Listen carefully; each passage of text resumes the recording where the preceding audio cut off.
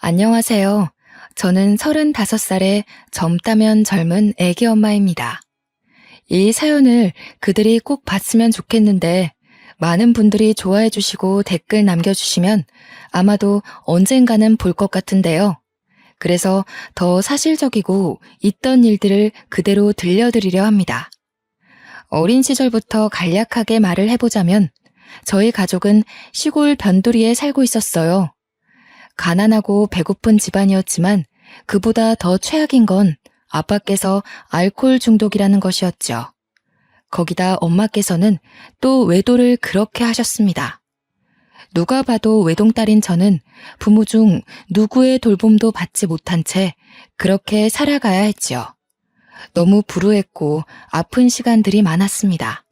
외도를 하시던 엄마의 곁에는 늘 모르는 아저씨들이 계셨고 그 아저씨들은 제가 농담 삼아 그러기도 하셨어요. 얘가 당신 딸 연수야? 당신이랑 똑같이 생겼네. 안녕 연수야. 아저씨는 엄마랑 곧 결혼할 사람이란다. 네? 그게 무슨... 됐어. 얘한테 말해도 못 알아먹어. 최연수, 집으로 얼른 들어가 있어. 집에 아빠 있으면 엄마 봤다고 하지 말고. 알겠지? 왜 들여보내? 이렇게 본 것 같이 밥이라도 먹자. 이제는 내가 연수 네 아빠라고 생각하면 돼. 알겠니? 전 이런 환경이 너무나도 싫었습니다. 엄마와 외도하시던 모든 분들은 제게 아빠 소리를 듣기를 원했고 그게 당연한 줄 아셨죠.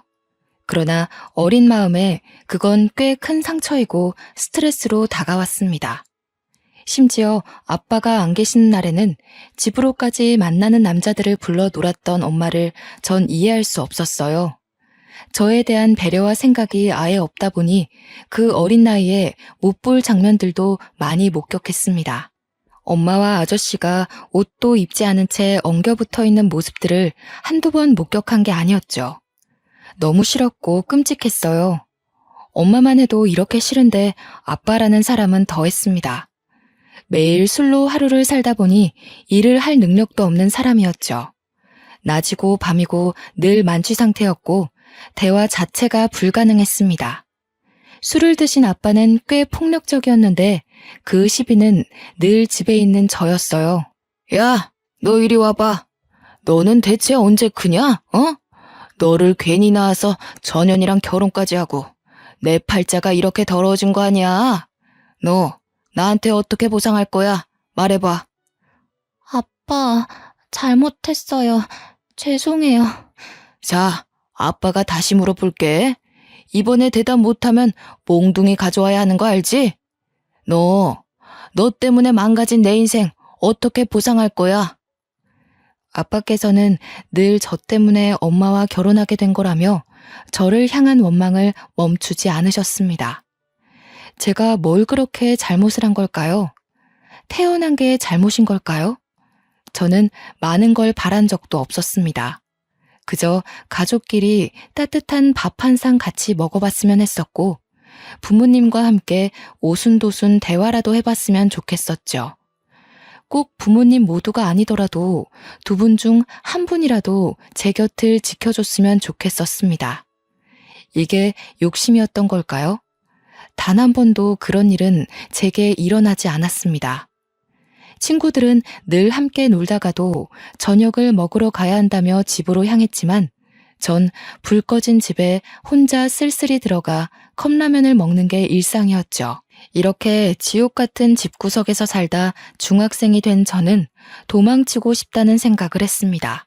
그런데 도망쳐 나오려면 돈이 필요하더라고요.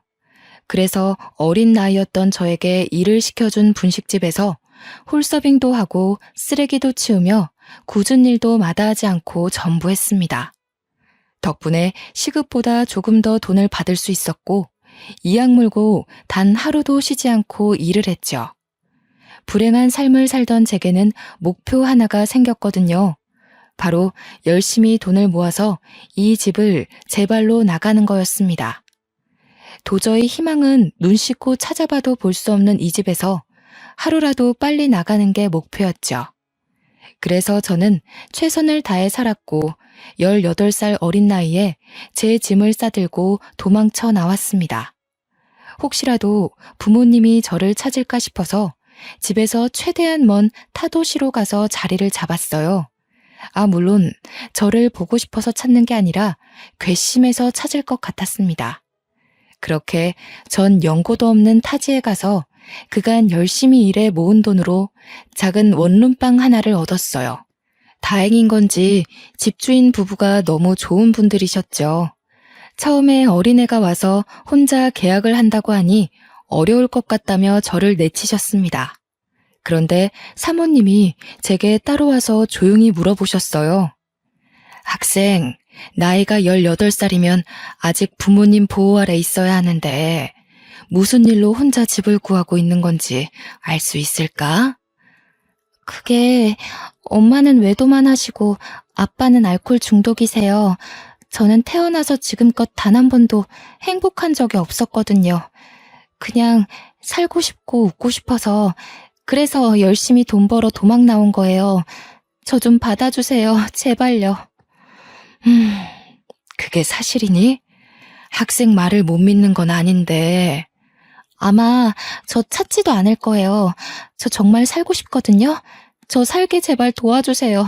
저는 그냥 제가 쉬고 잘 곳이 필요한 거라 제발 저 좀 한 번만 도와주세요. 제 말 끝에 사모님은 눈물을 보이셨고 제게 정말 많은 호의를 베풀어 주셨죠. 열심히 일하며 늘 피곤에 쩔어 있는 저를 대신해 늘 맛있고 따뜻한 밥상을 차려주셨습니다. 제가 조금 일찍 들어와 있는 날은 집주인 부부 집으로 저를 초대해서 함께 삼겹살도 구워 먹으며 푸짐한 밥을 먹을 수 있었어요.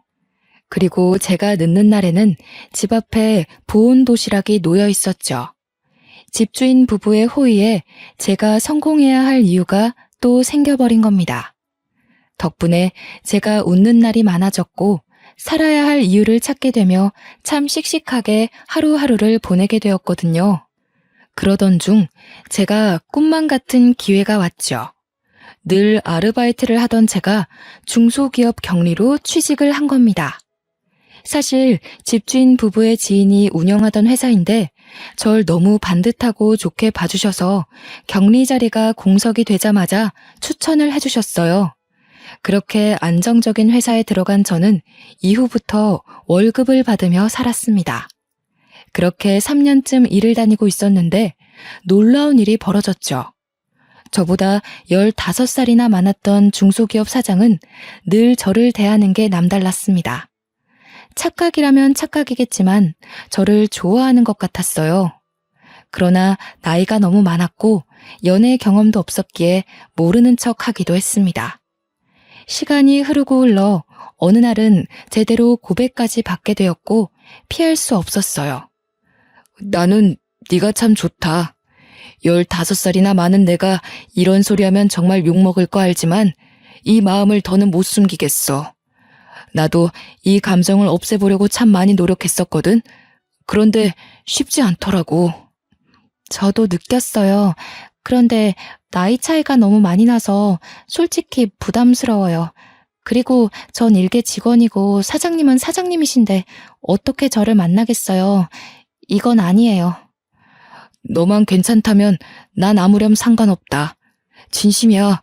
다른 건 몰라도 절대 너 외롭게 두지 않을 수 있고 배고프지 않게 만들 자신은 있어. 나도 부모 없는 고아로 살아서 그 마음 잘 알잖아. 사장님은 제게 진심을 다해 말을 했고 그걸 또 뿌리치지 못했습니다. 솔직히 저도 마음이 있었거든요.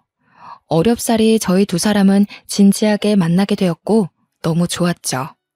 딱 1년 연애를 했는데 1년간 저는 여지껏 살던 제 세상과는 다른 세상을 살게 되었습니다. 저처럼 혈혈단신으로 상경해서 자수성가한 사람이라 그런지 확실히 내면이 아주 단단하고 책임감이 넘치는 모습이 전 참 좋았어요. 그렇게 1년간 연애를 알콩달콩한 저희 두 사람은 결혼을 했습니다. 물론 15살이나 많은 나이였지만 남편은 절 세상에서 유일하게 사랑해줬고 저 역시 유일하게 남편을 사랑했죠. 남편이 재력이 있다 보니 신혼일 때부터 커다란 집에서 편하게 살 수 있었어요. 부유한 것도 물론 좋았지만 그보다 따뜻한 우리 집과 든든한 내 남편이 있다는 게 행복했죠. 결혼 후 남편은 집에서 편하게 있으라며 회사를 그만두게 했고 저 역시 그걸 따르게 되었습니다. 집에서 살림을 하며 남편 내조에 아주 애를 썼어요. 같이 일을 해봤기에 얼마나 힘든지를 누구보다 잘 알아서 집이라는 공간에 와서는 남편이 편하게 쉴 수 있기를 바랐습니다. 저는 늘 아침 저녁을 아주 푸짐하게 차려줬어요. 진수성찬이 따로 없을 정도로 해줬지만 힘들지도 않았어요. 제가 사랑하는 남편이 너무 맛있게 잘 먹어줬고 행복해했습니다. 늘 아침 저녁은 다른 찬과 찌개로 먹였고 그런 제 수고를 당연하게 여기지 않았던 사람이었죠. 제가 힘들 거라고 생각을 해서 본인이 설거지를 해준다거나 남은 청소를 도와주곤 했습니다. 그렇게 남편과 살며 저희 부부가 안정을 찾았을 때 저는 아이를 낳고 싶더라고요. 뭔가 남편과 주말마다 가던 여행도 이제 재미가 없게 느껴졌습니다. 아이를 낳으면 더 단단한 가족이 될 것 같아서 전 남편에게 말했어요. 여보, 우리 이제 신혼도 충분히 즐겼는데 슬슬 2세 준비해볼까? 난 솔직히 당장이라도 준비하고 싶은데 당신은 어때? 물론 나도 좋아. 그런데 여보, 난 솔직히 우리 둘이 이렇게 살다 죽어도 여한이 없을 것 같아. 막말로 아이 키우는 게 보통 힘든 게 아니라고 하던데. 사실 조금 두렵기도 하거든. 그러니까 우리 너무 노력하지는 말자. 아, 그래? 당신 생각이 그런 줄 몰랐어. 한 번도 그런 말을 안 해서. 그렇지. 내가 말을 꺼낸 적이 없으니 당신 모를만 하지. 연수야, 그냥 나는 당신이 이제 고생은 그만하고 남은 생은 내 옆에서 편하고 행복하게 살았으면 해. 굳이 아이 낳아서 엄마로 살며 또 힘들지 않았으면 좋겠어. 저는 남편의 말을 듣고 화들짝 놀랐습니다. 왜냐하면 남편이 이렇게 저를 생각해주고 있는 줄 몰랐거든요. 지나가는 아이를 보며 너무 예뻐하던 남편의 모습을 알고 있는데 아이를 낳지 않고 둘이 살자는 이유가 제가 행복했으면 한다는 그 마음이 너무 따뜻했습니다. 처음에는 아이를 꼭 낳아야 한다는 어떤 강박이 제 머리에 가득했는데 남편과 대화를 하다 보니 꼭 낳지 않아도 괜찮겠다는 생각이 들었죠. 그래서 저희 부부는 딩크 부부로 살게 되었고 대신 유기견 한 마리를 입양했습니다. 제가 시골에 매주 유기견 봉사활동을 갔었거든요. 그곳에서 유기견을 데려왔는데 확실히 반려견이 있고 없고의 차이가 컸습니다. 남편 역시 물고 빨고 아주 좋아했지만 제가 혼자 있는 시간에 늘 반려견과 함께 있다 보니 외로울 틈이 없더라고요. 반려견을 키워보신 분들은 아실 테지만 은근히 아이를 키우는 것보다 손이 더 많이 가기도 하죠. 심지어 여러 번 버림받은 상처가 있는 유기견이라 늘 함께 해주려 노력을 많이 했습니다. 그렇게 시간이 흘러 저희 부부와 반려견 사랑이는 단란한 가족이 되었습니다. 이날도 제가 사랑이를 데려온 보호소가 있는 시골로 봉사활동을 가던 날이었습니다. 가서 열심히 다른 사랑이 친구들을 보살펴주고 봉사활동을 모두 마친 후 집에 돌아오는 길이었죠. 늦은 시간이고 시골길이라 가로등 하나 없이 깜깜한 길이었어요. 그 길을 가고 있는데 순간 웬 여자가 길가에 쓰러져 있는 겁니다. 너무 놀라서 급히 차를 세우고 내려가 여자 상태를 봤더니 배는 남산만하게 나와 있었고 온몸이 땀에 젖어선 살려달라고 울부짖었어요. 전 곧바로 구급차를 불렀습니다. 이봐요, 괜찮으세요? 아이가 나올 것 같은데 세상에, 보호자 연락처 좀 알려줄래요? 제가 구급차는 불렀고 보호자한테 대신 연락할게요. 제발 살려줘요. 우리 아기 좀 도와주세요. 살려주세요. 저 보호자 없어요. 그냥 빨리 병원이요. 그렇게 길가에서 임신한 그 여자를 지켜주다 구급차가 와서 그 여자를 실어주고 저는 다시 차에 타서 가게 되었습니다. 그런데 아무래도 보호자가 없다는 저 여자가 걱정이 되는 거예요. 저도 오지랖인 거 아는데 혼자라는 그 쓸쓸함을 잘 알기에 도움이 된다면 곁을 지켜주고 싶었죠. 고민을 하다 곧장 남편에게 전화를 했습니다. 여보, 난데 나 집에 가는 길에 길가에 산모가 쓰러져 있는 거야. 의식은 있는데 거의 출산 직전이라 너무 고통스러워 하더라고. 그래서 우선 구급차 태워서 보냈거든? 아, 정말? 당신 좋은 일 했네. 잘했어. 그럼 지금 집에 오는 길이야? 아니, 그 산모가 보호자가 없다고 하던데 그게 자꾸 마음에 걸려서 아무래도 가볼까 싶거든. 나 병원 들렸다 갈 테니까 당신 밥 먼저 먹고 있어. 다 차려놨거든? 그래. 알겠어. 운전 조심하고 무슨 일 있으면 연락해. 저는 결국 보호자도 없이 애 낳을 일면식도 없는 그 산모가 걱정스러워 병원 응급실로 향했습니다. 가보니 조금만 더 늦었어도 산모가 위험할 뻔했다길래 정말 천만 다행이구나 싶었죠. 다행히 그 병원에서 급히 산부인과를 연결해서 아이를 무사히 출산하게 되었어요. 출산한 그 여자 곁을 조금 지키고 있다가 푹 잠이 들었기에 저도 집으로 왔습니다. 집에 와서 남편과 있던 일에 대해 대화를 조금 더 했고 개운하게 씻고 나왔어요. 그런데 병원에서 제게 전화가 오길래 뭔가 싶어서 받았죠. 네, 여보세요? 아, 네. 김도희님 보호자분 맞으시죠? 여기 땡땡 병원인데요. 김도희님이 아기도 두고 혼자 사라지셨거든요. 얼른 보호자분이 오셔야겠어요. 네? 그럴 리가요. 잠깐 어디 간 거 아닐까요? 아니요. 저희도 오래 기다리다 지금 연락드리는 거예요. 보니까 주소지도 이쪽이 아니시고. 우선 보호자분 병원으로 와주시겠어요? 아, 그게 제가 그분 보호자가 아니에요. 저도 길에서 만난 거고 도와준 거라 너무 난감하네요. 우선은 갈게요. 저는 너무 당황스러워 말을 잇지 못했습니다. 아이를 출산한 여자가 병원에 아이를 버리고 가는 건 상상할 수 없는 일이었죠. 별 생각을 다 했던 게 혹시 병원비가 없어서 돈 때문에 그랬던 건가 싶기도 하고 대체 어떤 사정이 있길래 낳은 아이를 놓고 갈까 싶었습니다. 그렇게 아이를 버리고 간 그 여자 때문에 저만 곤란하고 난처한 상황이 되었어요. 결국 이 상황을 남편에게 털어놨고 상의를 했습니다. 여보, 어쩌지? 병원에서 전화가 왔는데 그 여자가 아이만 놓고 도망갔대. 그래서 나더러 빨리 병원으로 와달라는데 어쩌지? 뭐? 사실이야? 아니 대체 무슨 사정이 있길래 그런 짓을 했대? 어휴, 이걸 어쩌지? 모르겠어. 내가 가서 어떻게 해야 할지도 모르겠네. 우선 같이 가보자. 가야 뭘 해결하든 하지. 그렇게 전 남편과 상의를 했고 병원으로 갔습니다. 저희가 가는 시간도 꽤 걸렸는데 그때까지도 그 여자는 나타나지 않았고 아이를 버리고 간 걸 확신할 수 있었어요. 뭔가 씁쓸했습니다. 저 작은 아이를 어쩌면 좋을까 싶었죠. 병원 관계자들도 제가 그 여자와 일면식도 없다는 걸 알자 굉장히 난처해하더군요. 어떻게 할지 고민을 하고 있을 때 남편이 제게 이런 말을 했습니다.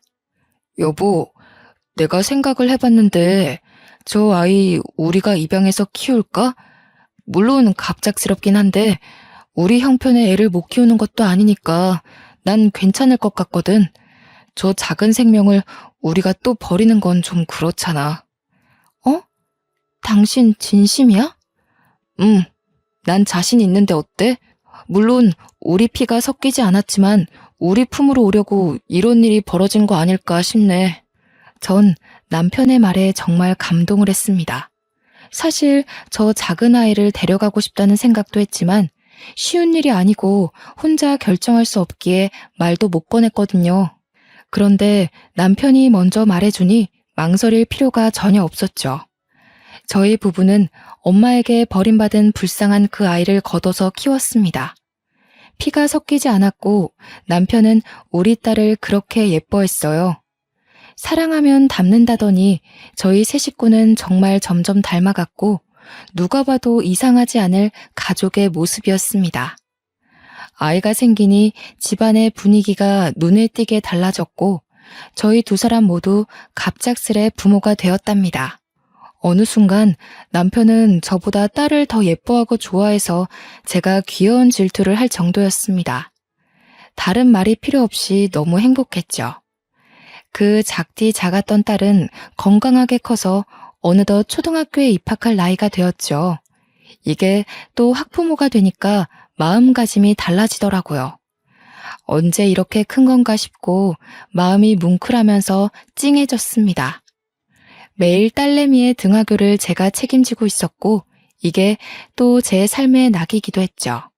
여느 때처럼 딸내미의 하교를 위해 학교로 가고 있었는데 딸이 학교 정문 앞에서 어떤 여자랑 대화 중인 걸 발견했습니다. 그 순간 저도 모르게 너무 놀라서 주차도 제대로 못하고 딸 이름을 부르면서 뛰쳐갔어요.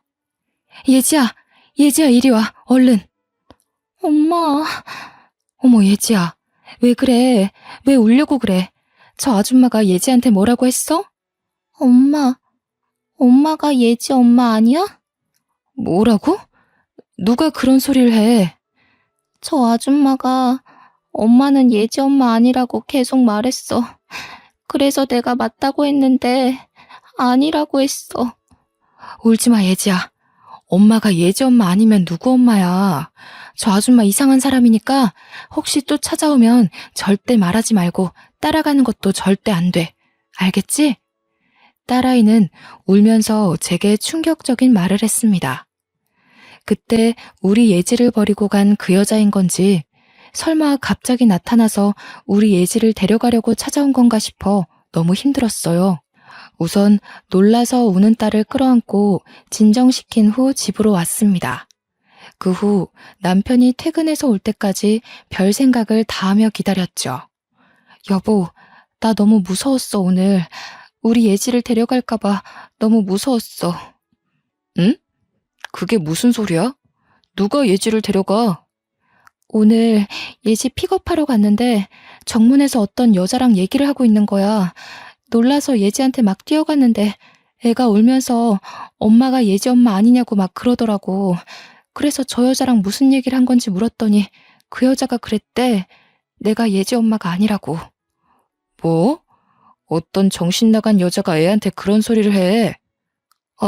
설마 그때 그 도망간 여자인가? 그러니까 아무리 생각해도 친모인 것 같아. 우리가 친부모가 아닌 걸 이 동네에 아는 사람은 아무도 없잖아. 그런데 왜 갑자기 나타난 걸까? 설마 이제라도 예지를 데려가려고 온 건가? 나 너무 무서워. 여보, 내가 예지를 어떻게 키웠는데 나 절대 예지 못 뺏겨. 울지 마 여보. 예지를 왜 뺏겨? 걱정 마. 우리가 예지 법적 부모야. 그 여자는 애 버리고 도망갔잖아.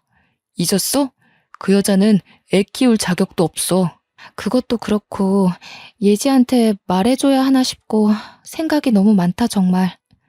우선 예지한테 말하는 건 조금만 신중하게 생각해보자. 지금은 타이밍이 아닌 것 같아. 남편과 많은 대화를 하며 참 많이 울었습니다. 눈물이 멈추질 않았고 그 슬픔에 잠겨 힘들었어요. 그 뒤로 저는 딸내미를 잃을까 두려워서 평소보다 더 빨리 가서 딸을 기다렸고 제 품에서 한시도 떼어놓지 않았습니다. 며칠 뒤 남편이 회식 때문에 늦게 온다고 하더라고요. 그래서 딸과 단둘이 오붓한 시간을 보내고 있었는데 핸드폰 알림이 울렸죠. 보니까 누군가 제 핸드폰으로 남편이 술에 취한 모습이 담긴 사진을 계속 보내는 겁니다. 저는 너무 놀라서 남편에게 전화를 했지만 받지 않았어요. 아무리 생각해도 이상해서 사진을 자세히 들여다보는데 술 취한 남편 옆에 여자 가방이 함께 있는 거예요. 저는 그때부터 배신감이 물밀듯 밀려왔고 불륜을 의심하지 않을 수 없었습니다. 그날 늦은 새벽에 남편은 집에 들어왔지만 아무것도 묻지 않았어요. 술 취한 상태이기도 했고 어설프게 물어봤다가 아무것도 알아내지 못할까 봐요.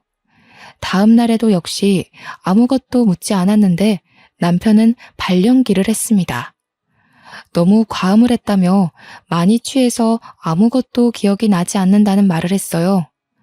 저는 우리 가족이 깨지는 걸 누구보다 원치 않았던 사람입니다.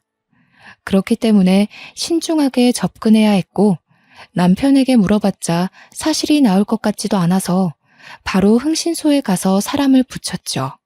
제발 제가 오해한 거였으면 좋겠다며 마음속으로 빌고 또 빌었습니다. 그러나 흥신소 직원의 말을 듣고 전 절망을 했어요. 알고 보니 남편은 회식이라고 할 때마다 자주 가는 술집이 따로 있었고 그곳은 도우미 여자가 붙어 있는 곳이었습니다.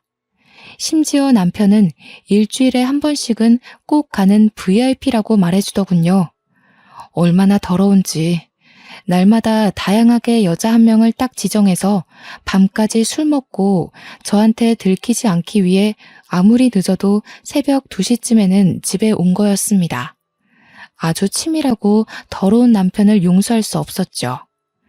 저는 전업주부라 딸내미 키우며 살림만 하고 있었는데 어떻게 이럴 수 있나 싶은 배신감이 너무 컸습니다. 더 절망적인 건 말로 들었을 때보다 흥신소 직원이 보내준 사진을 봤을 때 그 절망감은 더욱 컸어요. 다 무너져 내렸고 끝이라는 걸 생각하고 있었습니다. 그런데 이혼을 하고 싶어도 경제적인 능력이 아예 없었기 때문에 이혼을 결정하는 게 결코 쉽지 않았죠.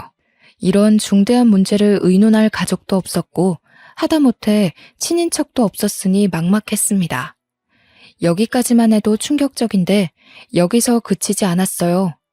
흥신소 직원은 제 남편에 대해서 이상한 소문을 들었다며 말을 해줬습니다. 그 남편분이 술집에 완전 VIP라고 하더라고요.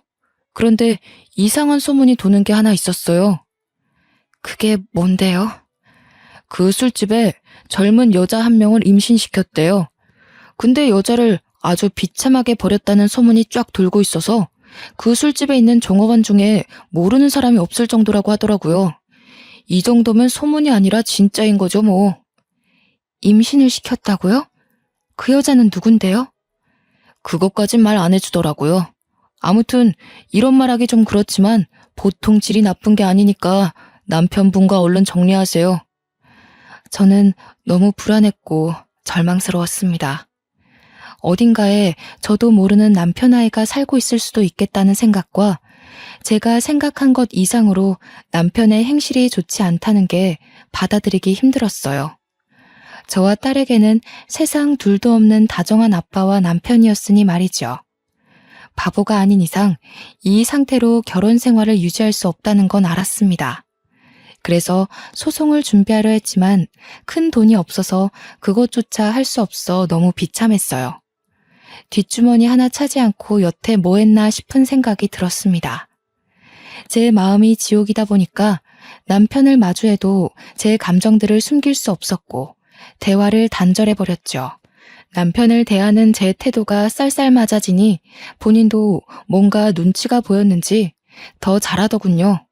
짠! 당신이 좋아하는 꽃다발 사왔지. 이런 걸 뭐하러 사왔어. 버리는 것도 일인데. 에이, 왜 그래. 당신 꽃 엄청 좋아하잖아. 그래서 집 오는 길에 사온 건데. 그래. 당신 요즘 왜 그래? 나한테 뭐 화난 거 있어? 그런 거 없어. 아, 있잖아. 왜 그러는데. 아, 왜 이래. 없다고 했잖아. 에이, 우리 와이프가 왜 그러실까? 예지도 자는데 오랜만에 사랑 좀 나눌까?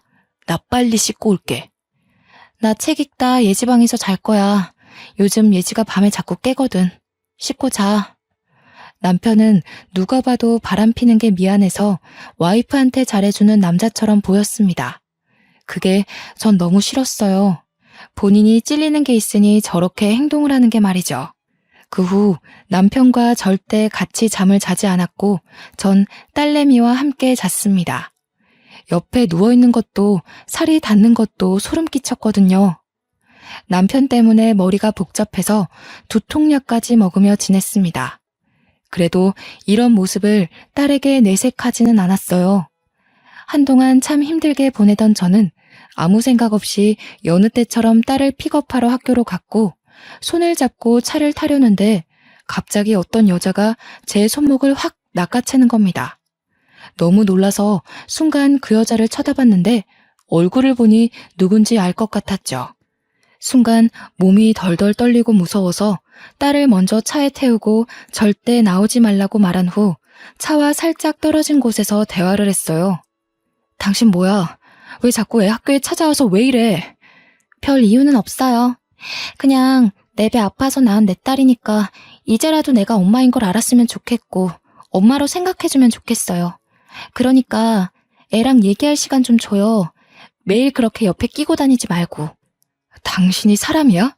그 핏덩이를 병원에 내동댕이 쳐놓고 갔으면서 금이야 오기야 키워놓으니 엄마 노릇을 하겠다고? 절대 안 돼. 예지는 내 딸이야. 내 딸이라고. 2번 다시 나타나지 마.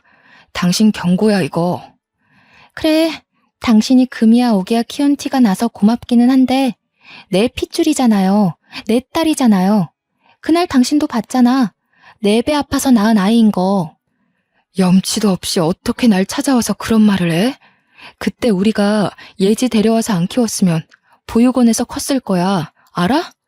당신 진짜 부모 자격 없어. 그래, 어디 물어나 보자. 애 키울 돈은 있어?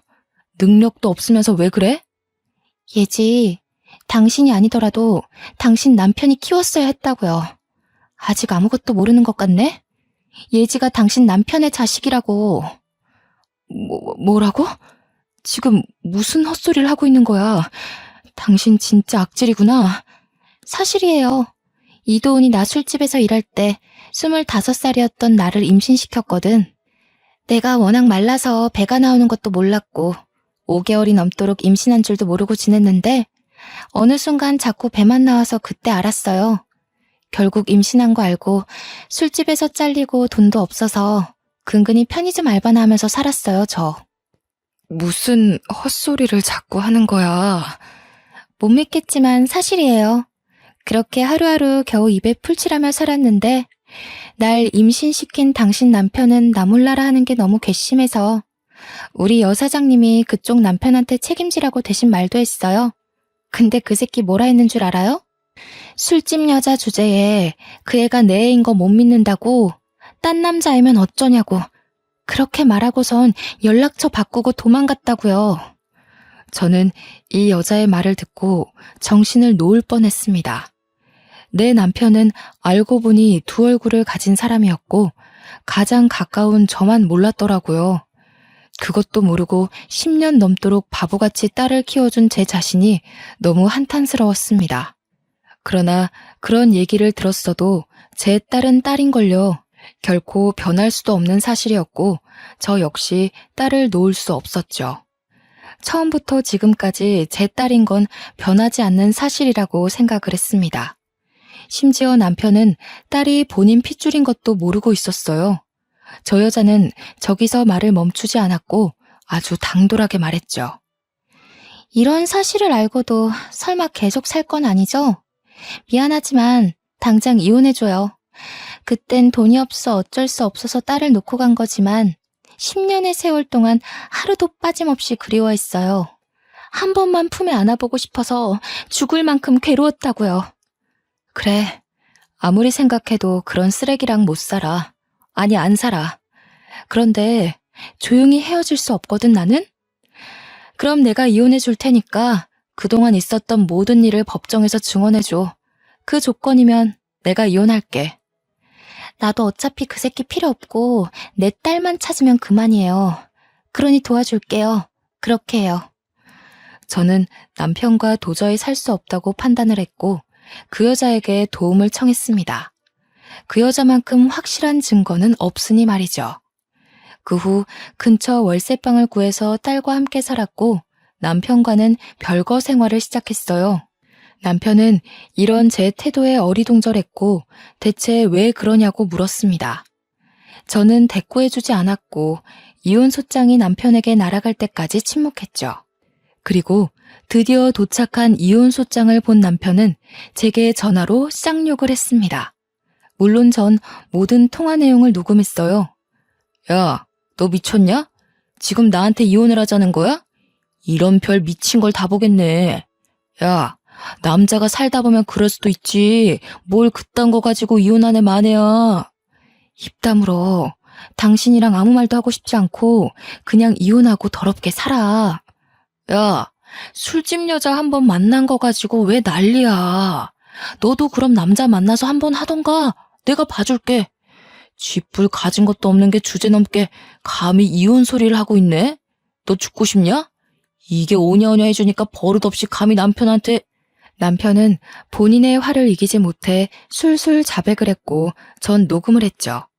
그 후 길고 길었던 이혼 소송은 1년간 지속되었고 1년 만에 막을 내렸습니다. 놀랍게도 딸아이 양육권은 제가 가지게 되었어요. 친모의 주거 환경이 불안하고 예지가 절대 친모한테 가고 싶지 않다고 증언을 했거든요. 결국 여러 상황적인 면을 봐도 그렇고 딸이 저를 따르기 때문에 제가 키우는 게 맞다고 법원이 판결 내렸어요. 친모가 항소를 할 수 있었지만 돈이 없어서 못하더라고요. 전 혹시라도 친모가 딸을 뺏어갈까봐 아예 이사를 가서 월세살이를 시작했습니다. 위자료로 고작 2천만 원을 받았고 너무 작았죠. 그 괘씸함과 분한 마음에 남편의 회사 안의 직원들한테 부탁해서 소문을 쫙 내고 말았습니다.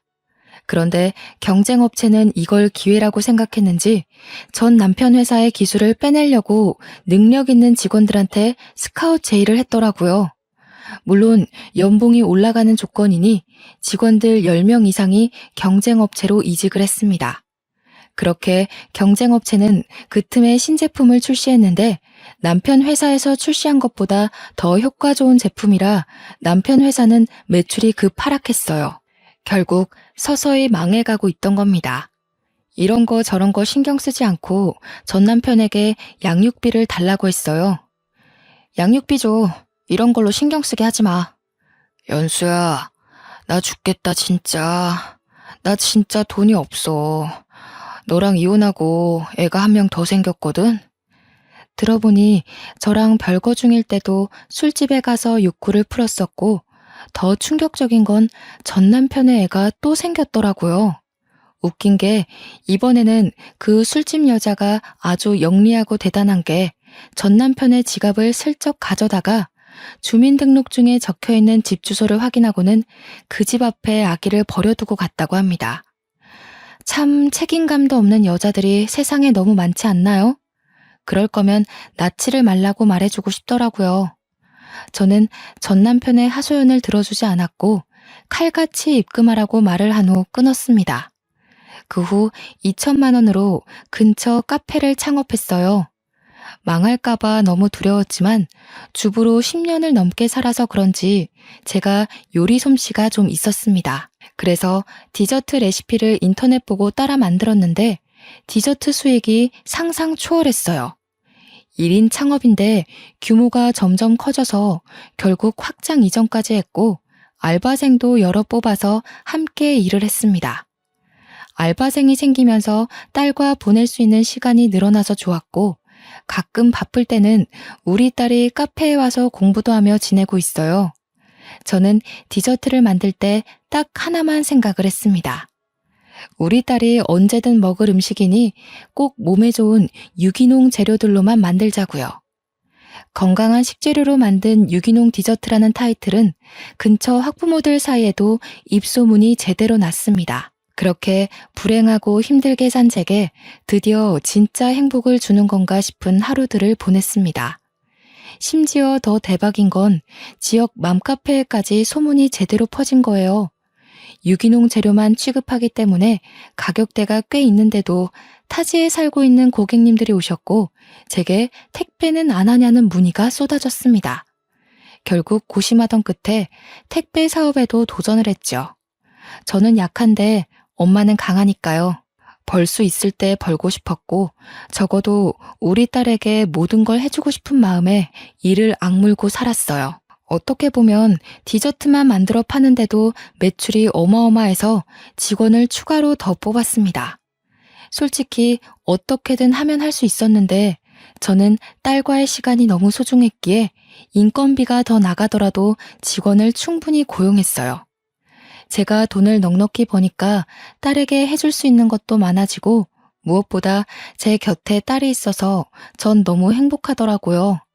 친모는 한 달에 한 번씩 주기적으로 연락 와서는 우리 딸 한 번만 만나게 해달라고 애원하는데 딸이 정말 싫어해서 참 난감합니다. 초반에 한두 번 정도는 보여주다가 이제는 연락 와도 그냥 모른 척하고 있어요.